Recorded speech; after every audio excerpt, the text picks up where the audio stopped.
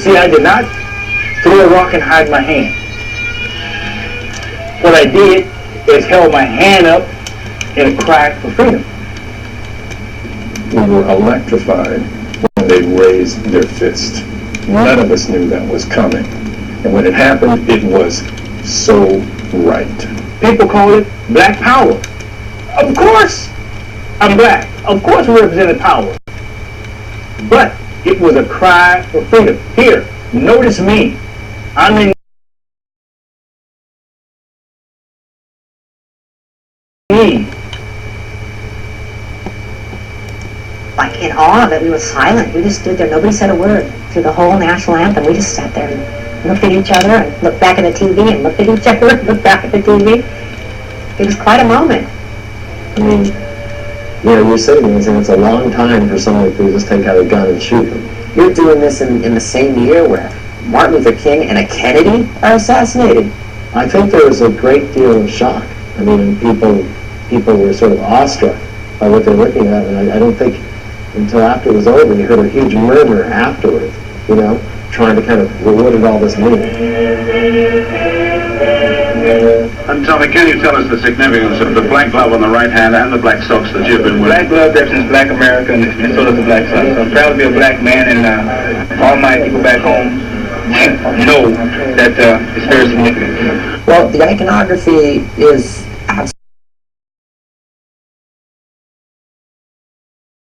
absolutely. You have the left arm of John Carlos, and the films that nice art showing the unity of black America. So it becomes an aesthetic moment. They're not wearing shoes as a way to say something about poverty in black America. You know, they're wearing beads around their necks to symbolize the lynchings that had occurred in the history of black America. John Carlos, his jacket is unzipped, which is a tremendous breach in protocol. As he said to me, he kept the jacket unzipped because he wanted it to be a tribute to blue-collar workers, black and white. Peter Newman disrupts that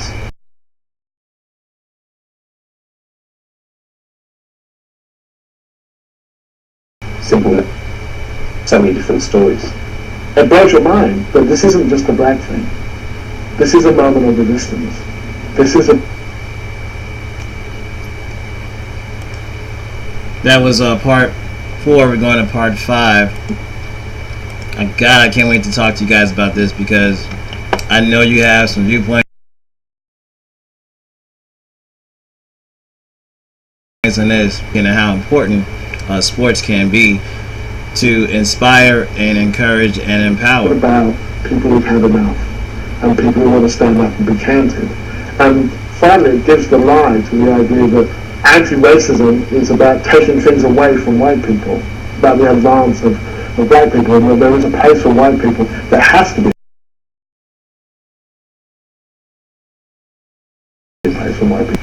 States Olympic officials were not expected to take any action against American Negroes Tommy Smith and John Carlos, who raised their arms in a black power salute during the ceremony in which they received their Olympic medals. The officials knew that Smith and Carlos planned to do it before the ceremony. The runners had told their coach, Peyton Jordan, who notified Olympic officials, said the spokesman. They said they did it to show black people are united. Yet Avery Brundage wouldn't let it lie. He dispatched Jesse Owens to prevent any repetition of Tommy and John's demonstration. Jesse did Brundage's bid after the 1936 Olympics, a decision which had reduced the great Olympia to racing against horses to make money. And Avery Brundage, in all of his, mutton-headed idiocy, decides that, well, Jesse Owens must be a black icon to these young men because he's black and famous. Therefore, I will send Jesse Owens in all his well-spoken Ohio State 4 gold medal grandeur, and Jesse Owens will calm all of this down. And these guys, they didn't want to hear from Jesse Owens for 10 seconds. As soon as they saw Jesse Owens and knew he was sent there by Brundage, that was it. To me, politics has no part to play on the field of strife of competition. I've never believed it. He came in there to the meeting and told us we should wear black socks and give us some stupid reason why we should wear black socks and do this type of things. And I said, we can't find a job now. We have, Tommy and John couldn't find a job before they stuck their fist up in there. So what's the damn difference? And he cried. So some athletes said that, you had to do what you did because you're a Tom. We chased him out. The great Jesse Owens, man. We looked at him and said, big Uncle Tom. And what really hurt me was that he was not even allowed a position on the United States Olympic Committee until after we demanded that a black person be put on the United States Olympic Committee, and they put him on. And he still came out and attacked us, saying that's not the way you get things done. Although Brundage failed to bring the uppity black boys back into line, he had a personal stake in ensuring Tommy and John were punished for their stand. Good morning to you. The Olympic Games are 1 week old today, and yesterday, the 6th day, was the most dramatic so far.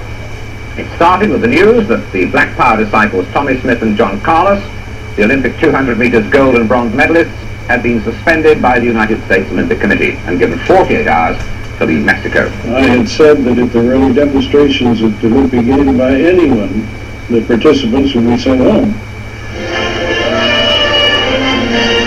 That demonstration, I think, aroused resentment among all who saw it.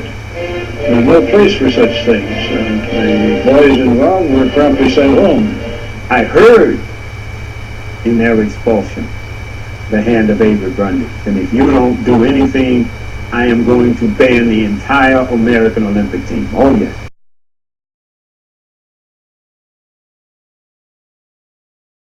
Brundage that he had been subjected to. Avery Brundage is a racist, and I'm very surprised that they re-elected Avery Brundage. As a matter of fact, I was rather hurt about it because I see there's no improvements going. Everything is still standing at the same way. The gesture, some people saw it and were impacted by it, but it didn't really get big and didn't really offend millions of Americans until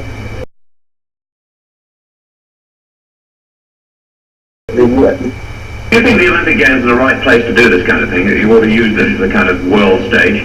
David, since we are athletes, although I am a teacher, but I'm not a politician, we use this so the whole world could see the poverty of the black man in America. At the same time, cynics might say you've got it all. You've got publicity, you've got medals, you've got martyrdom as well. What do you say to that? I can't eat that, and the kids around my block, they grew up with me, they can't eat it. And the kids that's going to grow up after them, they can't eat publicity, they can't eat gold medals, as Tommy Smith said. All we ask for is an equal chance to be a human being. And as far as I see now, we're 5 steps below the ladder. And every time we try and touch the ladder, they put their foot on our hand and don't want us to climb up.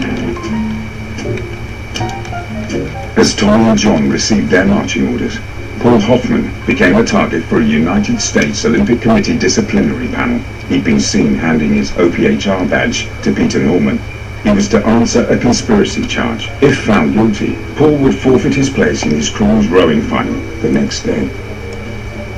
After a long sort of discussion of really not much, they sent me down the room to their hospitality lounge.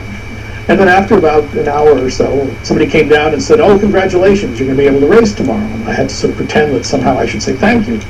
And I heard later, part of the discussion was that many of these men had met my father, who was a judge in the Virgin Islands, the former track guy, and staying in the same hotel. And they said, "Well, his father's a judge, he should be a good guy." And that kind of completely irrational, irrelevant argument. Whatever it was, however, it got to the result I wanted, which was to row the next day. 2 days after Tommy and John's Black Power salutes made headline news around the globe, a black teammate did likewise with a breathtaking example of athleticism. On the long jump runway, Bobby Beamon of the United States, the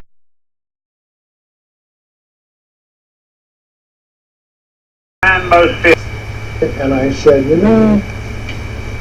feel good. I feel like I'm going to do something very special. Here he goes for his opening leap. He comes zipping down the run out. And I'm very loose. And he hits the first jump.